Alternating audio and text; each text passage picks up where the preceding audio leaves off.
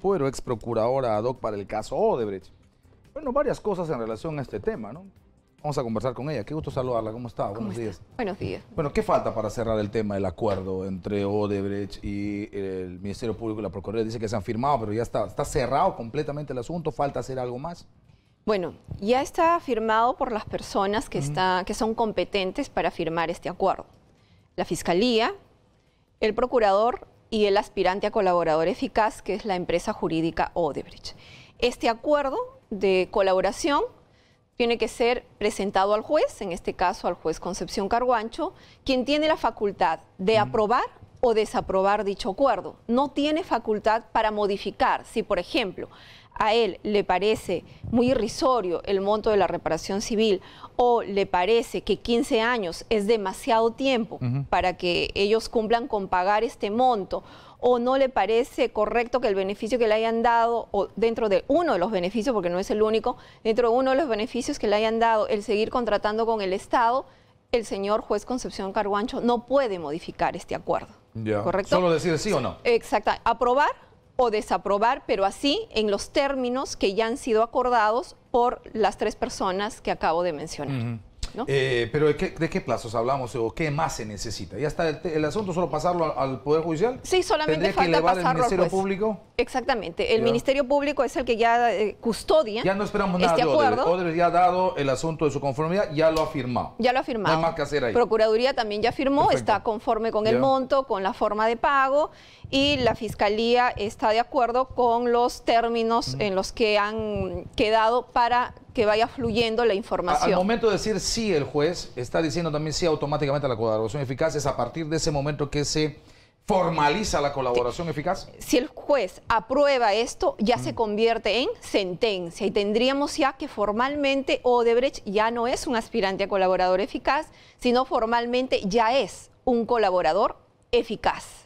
Y obviamente, si existe alguna investigación en curso en contra de ellos, automáticamente estos se archivan con respecto de la empresa. Correcto. ¿No? Bueno, en ese nivel han estado trabajando, ¿no? O sea, dando Sí, claro. por supuesto que esto en algún momento se va a concretar y se estaría concretando. Sí, y sería la primera sentencia que tendríamos que estaría vinculado ¿Qué plazos al ve caso usted? Lavajato. ¿Qué plazos ve para que esto sea así? Bueno, la Fiscalía ya no tiene más que simplemente formar el cuaderno, me imagino, con los documentos pertinentes y ya pasarlo de inmediato al juez, que podríamos estar hablando pues de la otra semana o incluso en esta semana, porque ya el acuerdo ya se firmó. Porque se habla del 15 y 18 de enero para un nuevo interrogatorio a Jorge Barata por el tema específico de la línea 1 del Metro de Lima, obra que tiene que ver con el gobierno del expresidente Alan García. Ahora, lo interesante sería que cuando vayas al 15 y 18 la resolución esté dada, no sé de qué manera, pero si es que se da a favor del acuerdo, ya sea formalmente un colaborador eficaz y sepa que esa es su condición. Porque me imagino que esa condición podría darle algún tipo de libertad mayor.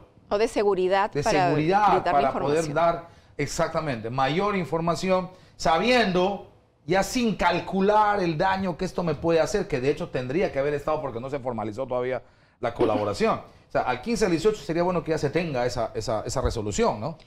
Sería lo ideal, ¿no? Que el juez ya proceda a emitir una resolución que si está dentro de los parámetros legales, porque él tiene que ver la legalidad, independientemente que esté de acuerdo o no con los términos que se hayan acordado las partes. El juez no tiene por qué evaluar este tema, sino la legalidad del acuerdo. Si esto tiene un amparo legal y si la ley le permitía al fiscal darle este tipo de beneficios, y nada más, y eso tiene como su marco legal, todos los beneficios, está en la ley 30.737 que regula esto.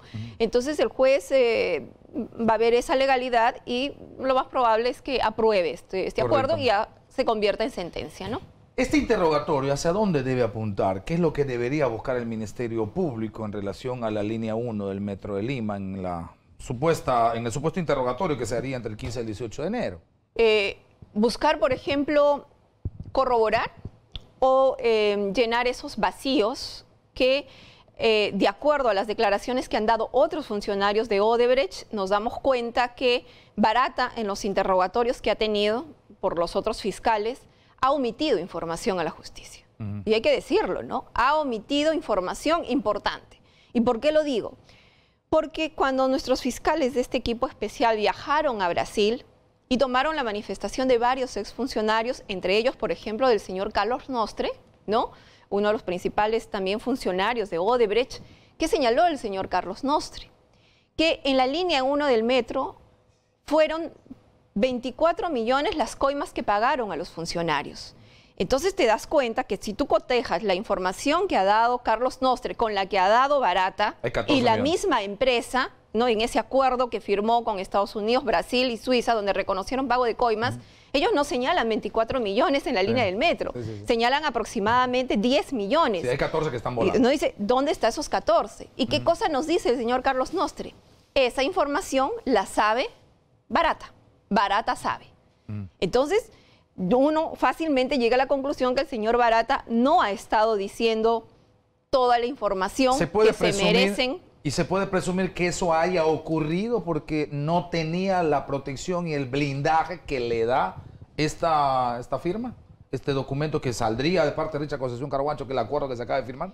De acuerdo a cómo están diseñadas el proceso de colaboración eficaz en nuestro país y también en otras legislaciones a nivel internacional, señalan que el beneficio que tú le das a un aspirante a colaborador eficaz es en función a la calidad de la información que te da.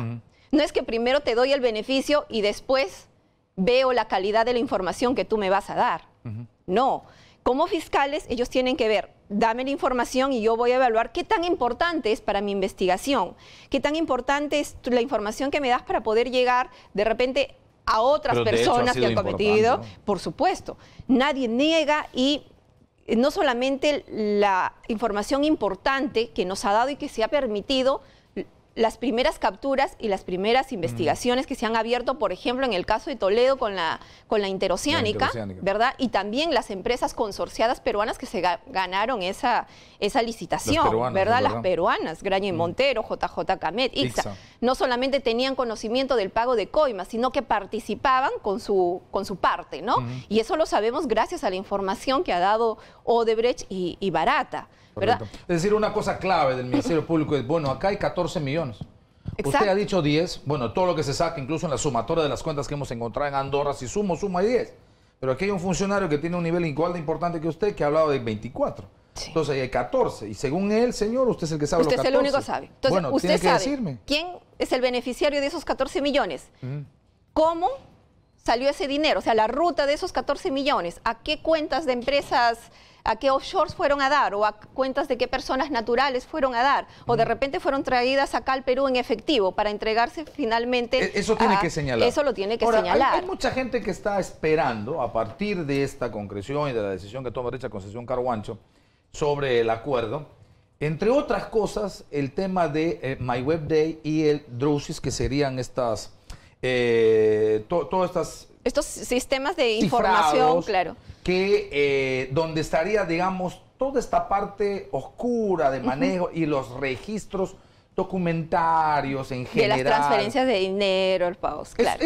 ¿Tiene sentido esta expectativa sobre estos dos servidores? Yo creo que sí, totalmente. ¿No? ¿Por qué? Porque probablemente hay mucha información que va a tratar de mantenerse en el olvido, en el secreto o que nunca salga. Sin embargo, si sale de ahí una información de una transferencia bancaria a una offshore, una transferencia, una entrega de dinero a una persona determinada, a un seudónimo que esté vinculado a alguna obra acá en el Perú, o basta que diga Perú, obviamente eso va a permitir a nuestros fiscales pedir explicación a los funcionarios brasileños para que nos digan quiénes son, a qué proviene. ¿Hay la convicción de que esto no ha sido manipulado? ¿De que esos servidores no han sido tocados? ¿De que esos servidores no han sido alterados? Porque entiendo que es la lógica. Entiendo que ha habido una intervención por parte de las autoridades fiscales y judiciales de Suiza. Entiendo que ha habido una interceptación, ha habido un decomiso ahí. Y por supuesto, tal cual está. O sea, esa es la idea. Por supuesto, ahí hay un poco un tema clave que además presionaría a Barata. Si Barata sabe que esos servidores absolutamente cifrados van a manos del Perú, de las autoridades peruanas, y los pueden, por supuesto, descifrar y ponerlo al corriente y manejarlo, él no va a poder decir cosas que contradiga acá. él no va a poder negar u omitir cosas que luego a través de un correo se vea, a través de una orden se pueda ver, a través de una disposición de transferencia que luego se pueda compartir con un correo o con un depósito o con una gestión en cualquier banca privada del mundo, de esas que lavan dinero, va a tener que pensarlo 3 veces, ¿verdad? Para decir, digo esto, no digo esto, miento o omito decir tal cosa, ¿no? Definitivamente ellos tienen una presión muy grande a tener que colaborar con la justicia, porque perderían no solamente beneficios aquí, sino pierden los beneficios que han obtenido en Brasil, ¿no? A través de la delación premiada. Y esos beneficios que les dieron en Brasil los obligan a tener que decir la verdad, o sea, de no mentir. Lo que hemos estado viendo en Barata es una omisión de la información. Ha estado omitiendo información. Calculando, me imagino, ¿no? O sea, digamos, dándole el beneficio de la duda, ha estado calculando el asunto. Doy hasta acá, guardo esto, quizá para un mejor momento, quizá cuando ya esté blindado y no me pase absolutamente nada, ahora sí puedo soltar. Bueno, sería la expectativa sobre lo que puede ocurrir. Podría estar, y digamos, en el peor escenario nos podríamos encontrar con un Barata que todavía pretenda omitir información, esperando a que justamente salga esa información de estos sistemas, de Dreyfus y MyWebPay. Si sale alguna información ahí, obviamente el fiscal nuevamente va a interrogar a Barata y le va a preguntar sobre eso, entonces ahí él va a tener que hablar. Ahora, la línea 1 del Metro de Lima, sin ninguna duda, tiene un rostro visible, Alan García. Es lo más mediático que tenemos ahora en los últimos tiempos. Me imagino que sobre García, sobre su participación, sobre la posibilidad de alguna relación que no esté en el marco de lo formal, va a tener que afinar la Fiscalía preguntas y datos de tal manera que puedan esclarecer el tema concreto. ¿Participó o no participó García como elemento individual, porque para responsabilidad penal tiene que haber individual, en este tema de la coima, que sí la hay, la coima hay 24 millones está establemente establecido? ¿Participó García? ¿Sabía García? ¿Hay una cuenta a nombre de García? Me imagino que esas son cosas claves que tendrá el Ministerio Público que afinarlos para preguntar insistir, ¿no? Uno por ese lado, y por el otro lado, los 14 millones de dólares, ¿a dónde fueron a dar? Porque es muy posible, porque se demuestra el modus operandi de estas personas que han recibido coimas también, que han utilizado muchos testaferros, ¿no? Probablemente exista dinero que ha salido de la caja 2 de Odebrecht, del Departamento de Operaciones Estructuradas, que haya ido a parar a una offshore, y esa offshore estará a nombre de terceras personas que tienen la calidad de testaferros de otras personas todavía vinculadas. García tiene un paraguas muy claro, que además lo ha repetido 100 veces. Ninguno ha dicho que me ha dado dinero, ninguno de los que ha declarado. Y 2, no hay ninguna cuenta a mi nombre. Eso es hasta ahora, ¿verdad? Hasta ahora, digamos, lo que ha señalado Odebrecht, que es que sí hubieron aportes de campaña a APRA. Sí, ¿no? Que tampoco se los han dado a él, sino a Alba Castro. Exacto, Alba Castro. Igualmente con PPK, que no fueron directo a él, sino a través de Susana de la Puente, ¿verdad? Y probablemente salgan otros aportes en el mismo sentido. No un pago directo, como en el caso de Ollanta Humala, Nadine Heredia, o en el caso de la señora Susana Villarán, en donde ellos señalan que fue ella personalmente la que llamó. Incluso llamó a agradecer. Exactamente. Gracias por el aporte. Exacto. Entonces, aquí es... Bueno, y además ahí hay testimonios de una reunión, unos encargados que iban a nombre de la señora, que mira que ver este asunto, y luego encima hay la firma de un nuevo acuerdo que favorece enormemente a Odebrecht, que digamos sería como el testimonio más importante. Pero el razonamiento general del modus operandi, que parece que García y el APRA no quieren que calce con ellos, tenían un acuerdo del más alto nivel, Toledo, lo que fuera, en el gobierno, que se manejaba, por supuesto, con unos acuerdos absolutamente fuera de lo formal. Que en el nivel político lo que se necesitaban era generar la arquitectura legal, desde las leyes que reconocían como necesidad nacional, tal cosa, tal carretera, por supuesto, hasta todo el tema de las articulaciones vía Protransporte, vía los comités de licitaciones, todo eso estaba en el mando o en el manejo o en la operación de los más altos niveles políticos. Y luego, por supuesto, venía la parte operativa, o sea, los que conformaban los comités de licitaciones y todo el asunto para entregar la obra. Ahí Odebrecht entraba a tallar respecto a cómo manejaba los términos de la referencia, para que, por supuesto, termine favoreciendo. Porque el acuerdo ya estaba arriba de que ellos, ya estaba, ¿no? Y luego, cuando se ejecutaba la obra, todo el tema de las adendas, todo el tema de los aumentos de costo de dinero, se manejaba también directamente con los más altos niveles a través, por supuesto, de la operatividad del Ministerio de Economía y Finanzas que daban las validaciones. Esa es una arquitectura que se repite no solo en Perú, sino en otras partes del mundo, y que la APRA no quiere reconocer y dice, sí, pues eso ha funcionado con todos menos con nosotros, porque no solamente ha funcionado con los gobiernos de Perú, ha funcionado con Venezuela, ha funcionado con Colombia, ha funcionado con Argentina, ha funcionado con todos los países. Pero, ¿ese era el modus operandi o no de la empresa? Las investigaciones, por ejemplo, en el caso de la interoceánica o las otras obras, en el caso de la Costa Verde o en el caso de la obra en Cusco que involucra al exgobernador Acurio, demuestran que ese era el modus operandi. Además, decir, sí pues, pero a mí no me han dado la plata a mí directamente, ¿no? Eso no es óbice para afirmar de que aquí no recibió o no fue beneficiado con el pago de coimas, porque también nos han demostrado las investigaciones que se utilizaron muchos testaferros, muchas personas jurídicas que se han creado exprofesamente para recibir estas coimas e incluso disfrazarlas a través de ¿qué? Del pago de supuestas asesorías fantasmas, como en el caso de Nadine Heredia. ¿Se podría entonces ensayar algún tipo de determinación? Bueno, desde interpretación y por supuesto el planteamiento de tesis del Ministerio Público hasta el Poder Judicial con una determinación de que aún no existiendo una cuenta directa a nombre de Alan Ludwig García Pérez, Gabriel García Pérez, en tal lugar, ¿sí se puede establecer una condena?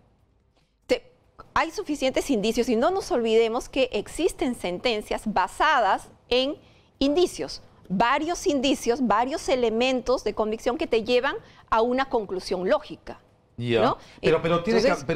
Pero tienen que ser indicios, no vamos a partir de uno solo o de manera aislada, o sea tienen que ser varios indicios que nos llevan a eso. En el gobierno segundo de García ha habido podredumbre y corrupción, sí, horrorosamente, que ha implicado ahora de manera pero absolutamente clara a los niveles intermedios más claros, desde un viceministro y probablemente ministro. Pero por ejemplo uno mira a Toledo, y ve la suegra, y ve cómo finalmente este recorrido de los testaferros termina favoreciendo. Sí. Uno ve Ollanta y Nadine, más allá de que sea cierto o no, estoy hablando del cuerpo, porque por eso lo determinará el Poder Judicial. Uno ve el asunto de estas falsas asesorías y las adquisiciones que aparentemente están fuera de lugar desde la mamá, desde la señora Nadine y otro más. Uno ve PPK y por supuesto ve Westfield, Fish Capital y ve por supuesto que a partir de ahí también ha habido una cuestión de relación directa. Uno ve a la señora Villarán y le ve al señor Prado y al otro señor y ve el asunto del efecto en la campaña. O sea, claro, ve el beneficio de estas. Entonces uno puede establecer que la testaferría termina llegando a una u otra manera a beneficiar a quien uno supone que sería el destinatario final de la supuesta coima. Eso no sé si se da con García. Hasta el momento todavía no hemos visto eso. No, hasta el momento no. Aquí, como vuelvo a repetir, las declaraciones de Barata y otros funcionarios de Odebrecht va a ser importante. También se hablaba de que Cuba estaría dispuesto a dar información también relevante en este caso que ayudarían a la Fiscalía a ver finalmente la ruta de estos 14 millones y a quienes benefició. Claro. Entonces hay que esperar a las resultas de la investigación, ¿verdad? Y también preguntar sobre el tema de los pagos que se hacía a expresidentes, que ya lo señaló Marcelo Odebrecht, que se hicieron a los expresidentes para ayudarlos. Ahora, un elemento que ayudaría, y usted dígame si estoy en lo correcto o no, un elemento que ayudaría para ver desde otra entrada, la posibilidad de beneficio vía uso de terceros testaferros a García, sería el asunto, por supuesto, del supuesto enriquecimiento ilícito o desbalance patrimonial. Pero él ya tiene o ha tenido una investigación con el señor, el ex fiscal de la Nación, Peláez Bardales, que por supuesto ha sido altísimamente cuestionada en sus conclusiones. Pero ya está.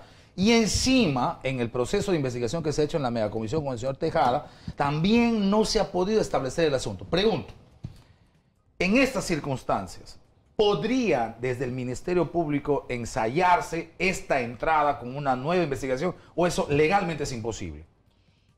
Tendríamos que ver el tema de la investigación que le hicieron por enriquecimiento ilícito, en qué momento se archiva. Se archiva estando en una investigación preliminar, donde dicen que bueno, faltaba pruebas de repente para pasar a una siguiente etapa que hubiese sido la investigación preparatoria o en su momento la etapa de instrucción. Si se archivó en esta etapa preliminar y fue por falta de pruebas, nada impide que ahora, recabando más elementos, se pueda disponer la realización de otra pericia, por ejemplo, ¿no? Si hubo cuestionamientos quizás a esa pericia que estuvo mal hecha o estuvo quizás direccionada a no llegar a una conclusión que demuestre que sí hubo realmente un desbalance patrimonial en el señor Alan García, muy bien el equipo especial puede disponer esa no apertura se necesita de Fiscalía de la Nación, ya no está protegido el presidente García, el expresidente García. Tendría que ser, podría ser la Fiscalía sí, y ojo que especializada. En ese caso sería una investigación de enriquecimiento ilícito. Ahora estamos en una investigación por lavado de activos y por hechos de corrupción, en donde está tráfico de influencias y el delito de colusión. Entonces, sí, la Fiscalía tiene facultades para disponer dentro de sus investigaciones, dentro de sus actos de investigación, que se haga una pericia. Claro, porque el asunto concreto es que a través de la investigación por lavado de activos entiendo que se necesita el cuerpo del delito. Aquí está. Y ahí la pericia es muy importante. Claro, aquí muy está. Importante. Entonces, García se protege hasta ahora. Sí, pues, pero a mí no me han dado, no, ¿dónde está? No tengo ninguna cuenta. Ah, ok. Sí, pero ¿sabes qué? Tienes más casas de los que podrías haber pagado con tu sueldo. Pero ¿sabes qué? Tienes una vida que ya quisiera tener cualquiera y que no puedes tenerla por el sueldo que tienes de expresidente o por las asesorías que das a la universidad. Y lo que quería resaltar es que en esta nueva pericia, no sé si abarcó la pericia que hicieron a nivel de Fiscalía de la Nación, tiene que abarcar también un levantamiento de información económica y financiera, no solo del Perú, sino del extranjero. O sea, donde este señor tiene también bienes fuera del territorio nacional. La gente que le cuestiona lo que dice es eso, o sea, que lo que ha tenido en los últimos años, los últimos 20, 25 años, en propiedades, en ventas, en compras, en adquisiciones, en ritmo de vida, evidentemente no es para alguien que ha tenido los ingresos que ha tenido. Ok, quizá esa sea una puerta de entrada para decir, ok, bueno, no hay ninguna cuenta, pero dime tú cómo te has sostenido. De tal manera que él ha visto, yo creo que ha visto este asunto, pues ha tenido la necesidad de poner todas las conferencias que, dicho sea de paso, han sido muy seguidas hasta un año y medio después de su gestión. Después yo creo que muy poca gente le ha convocado para conferencias, ¿no? Sí, ahí es una información importante la que tiene que dar Odebrecht en este aspecto y también ver también su entorno familiar, ¿no? El tema de su patrimonio en cuanto a su entorno familiar. Cierro el tema García, porque además es el tema, digamos, más llamativo en este asunto, lo que va a ocurrir entre el 15 y el 18 de enero con el señor Barata sobre la línea 1 del Metro de Lima. Sus declaraciones, tengo informantes en el Ministerio Público. Me han dado la información. El fiscal Vela, aquí con Nicolás Lucar el día de ayer, ha dicho que eso podría ser un buen argumento para hablar de procedimientos de obstrucción a la justicia y hasta de corrupción. Desde su interpretación legal, ¿esta declaración de García no es una confesión de parte? Es un argumento de defensa que ha tenido para tratar de justificar el que se haya tratado de... Sí, obviamente, pero aquí... ¿Puedo tener yo investigado un informante en el equipo especial, Lavato, sin que eso se considere obstrucción a la justicia o en todo caso entorpecimiento o interferencia a la acción de la justicia? Yo creo que esto que acaba de señalar va a ser un elemento muy importante que va a tener el fiscal si es que en algún momento pide la prisión preventiva. No se olvide que uno de los requisitos que tiene que acreditar el fiscal es el peligro procesal. Y el peligro procesal está dado o por el peligro de fuga, que ahí va a utilizar muy bien el tema de que trató de evadir la justicia pidiendo asilo en la embajada. Y el otro, el peligro procesal, también está configurado por la obstaculización de la actividad probatoria del fiscal. Y declaraciones como esta estarían demostrando que él estaría obstaculizando la labor del Ministerio Público. Correcto. Así que esta declaración va a ser muy bien utilizada, creo yo, por el fiscal José Domingo Pérez al momento que tenga que tomar alguna decisión como algún pedido de restricción de la libertad en contra del señor Alan García. Correcto, sí es que eso se da, ¿no? Definitivamente, pero sí, pues, o sea, Hace ratos uno siente que García ha perdido esa característica del político nato que sabía cómo escabullirse. Lo de Costa Rica ha sido, pero... Perdón, lo de Uruguay ha sido, pero increíble. Y esta otra cosa, la verdad, es que también termina siendo una patinada, pero ruidosa. Muy bien, le agradezco mucho, doctora. Gusto de estar con usted y de compartir sus opiniones. Hemos estado con Catherine Ampuero, ex procuradora ad hoc para el caso Odebrecht, hablando sobre lo que va a ocurrir entre el 15 y el 18 de enero. García es el centro, su gobierno es el centro, la línea 1 del Metro Lima es el centro. Barata ahora como aspirante ya casi formado.